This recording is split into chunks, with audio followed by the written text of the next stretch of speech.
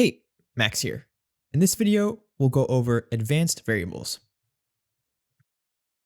So in this video, I'll be covering Boolean, array, and structure type variables.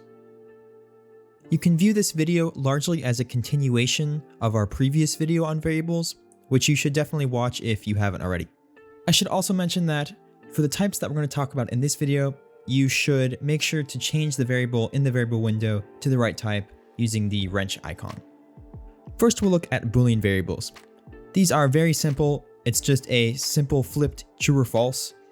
They have actions and conditions that are very similar to that of the text and number variables, and you want to use them for things that are naturally dual, like the flip state of a player, for example. Next, we'll look at arrays, which we can use to make this recent scoreboard here.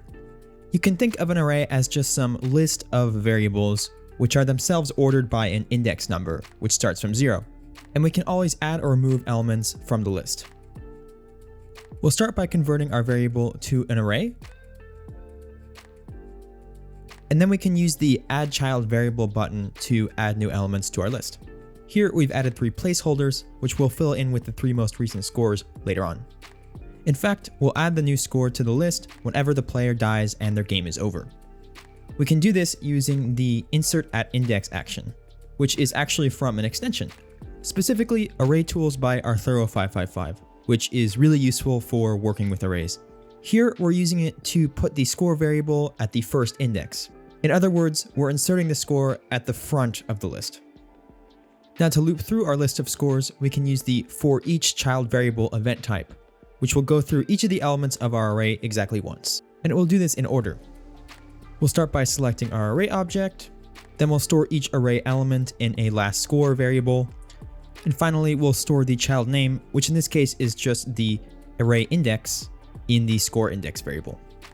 Now, since our scoreboard is only 3 scores long, we're only interested in the first 3 most recent scores. For that reason, we're going to add a condition to limit the index to be less than 3. Then we'll add our text object and position it properly. Notice here how we use the index to position the text on the y-axis, positioning it lower the older it is. Next, we'll add 1 to the index so that it counts from 1 instead of from 0, and then we'll actually fill in the text object using the index to number it. Sure enough, we now have a working recent scoreboard that will keep adding your scores to the list as you continue playing.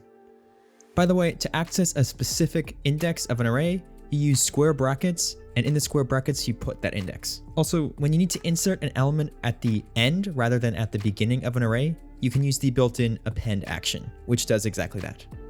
Next up is structured data, which you can think of as a kind of key value system.